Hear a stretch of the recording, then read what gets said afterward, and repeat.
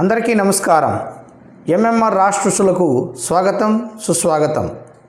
ఈరోజు పెద్దల కాలం నుంచి నాన్ వెజ్ రుచులు ఇష్టపడేటువంటి వారు ఎవరైతే ఉన్నారో తాత ముత్తాతల కాలం నుంచి మెచ్చినటువంటి అద్భుతమైనటువంటి వంటకంతో మీ ముందుకు వచ్చాము. ఈరోజు అది ఏంటయ్యా అంటే ఎండు మాంసం యొక్క పులుసు. ఈ యొక్క ఎండు మాంసాన్ని తినడం వల్ల చాలామందికి ఎన్నో ఉపయోగాలు కూడా, శక్తి అనేటువంటిది వస్తుందని మన తాత ముత్తాతల కాలం నుంచి కూడా చూస్తూ ఉన్నాం. ఈరోజు వంకాయలు ఎండు మాంసం యొక్క పులుసుని తయారు చేసుకునే దిశగా అందులో ఏ వస్తువులకు అవసరం ఒకసారి చూద్దాం.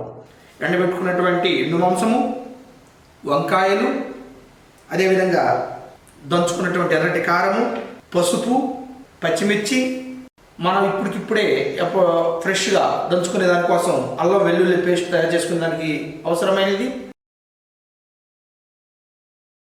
ముందుగా ఎండబెట్టుకున్నటువంటి మాంసాన్ని ఒక అరగంట పాటు నానబెట్టుకోవాలి.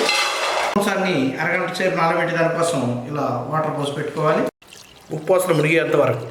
ఉపవాసం అరగంట సేపు ఎందుకు నానబెడతామంటే మంచినీళ్ళతో కడిగి ఎందుకు చేస్తామంటే అవి బయట ఆరబెట్టి ఎండలో ఉంటాయి కాబట్టి ఆ యొక్క దుమ్ముదులు అట్లాంటివి పోకుండా పోయేటట్లుగా మన శుభ్రత కోసం ఈ విధంగా నానబెట్టుకోవాల్సి ఉంటుంది.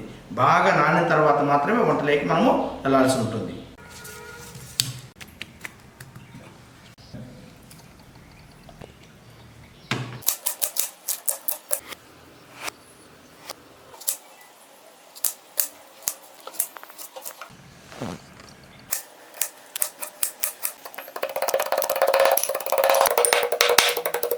అరగంట క్రితం నానబెట్టుకున్నటువంటి ఉప్వాసులు ఏవైతే ఉన్నాయో వాటికి ఉన్నటువంటి డస్ట్ అంతా కూడా క్లీన్ చేసుకొని నానాయి బాగా. ఉప్వాసుల కూరను తయారు చేసుకునే విధానంలో మొదటగా కుక్కర్ని స్టవ్ మీద పెట్టుకోవాలి.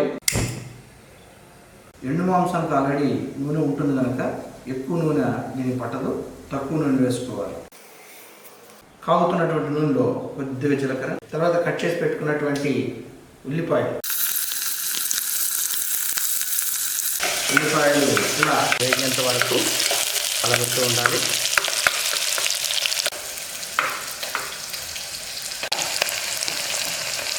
ఇప్పుడు కచ్చాపచ్చగా దంచి పెట్టుకున్నటువంటి అల్లం వెల్లుల్లి పేస్ట్ ఆ పచ్చి వాసన పోయేదాకా వేగనివ్వాలి. టమోటాలు,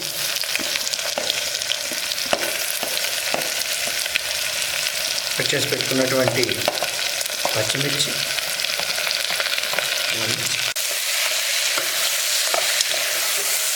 కారం కొద్దిగా, ఉపవాసం ఎక్కువ కారం పడుతుంది, పసుపు కొద్దిగా,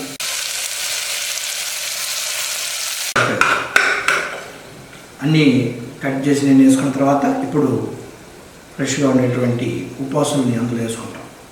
నీళ్ళు ఎక్కువ వాడతాను ఎందుకంటే అవి ఉడకాలి. ఒక ఉడుకు అయిన తర్వాతనే మూత పెట్టుకోవాలి ఉపవాసం. ఎందుకంటే మళ్ళీ పొంగకుండా, నీళ్లు పొంగకుండా ఉండేదానికోసం ఒక ఉడుకు అయిన తర్వాత మూత పెడతాము. 10 విజిల్స్ కనీసం రావాలి. మూత పెట్టేస్తున్నాను. మూత పెట్టేసాము. 10 విజిల్స్ వచ్చేంత వరకు దాన్ని మనం తీయకూడదు.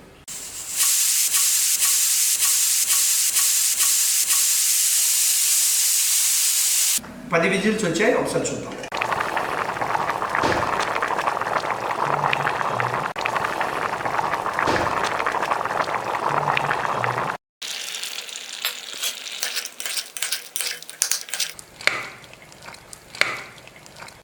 అంతా అయిపోయింది. ఒకసారి కర్రీ చూద్దాము. గుమగుమలాడే తాతల నాటి ఉపవాసాల కూర సిద్ధంగా అయింది. అబ్బా, పులుసు ఇప్పుడే చిక్కబడింది. చూడండి ఎంత బాగుందో. నా సామిరంగా సంగటిలో కానీ అన్నంలో కానీ వేసుకుని తింటా ఉంటే ఉంటుందయ్యా. వావ్ అనాలి. ముక్కలు కూడా బాగా ఉడికాయి.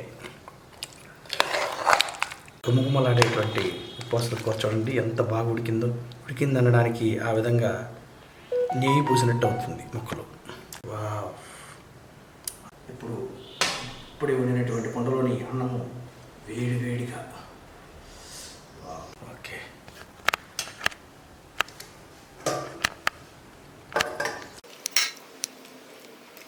అడ్జస్ట్ చూద్దాం. వేడి అన్నం.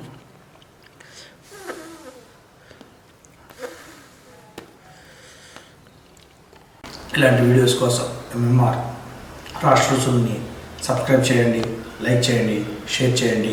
అద్భుతమైనటువంటి వంటలతో మళ్ళీ స్వాగతం.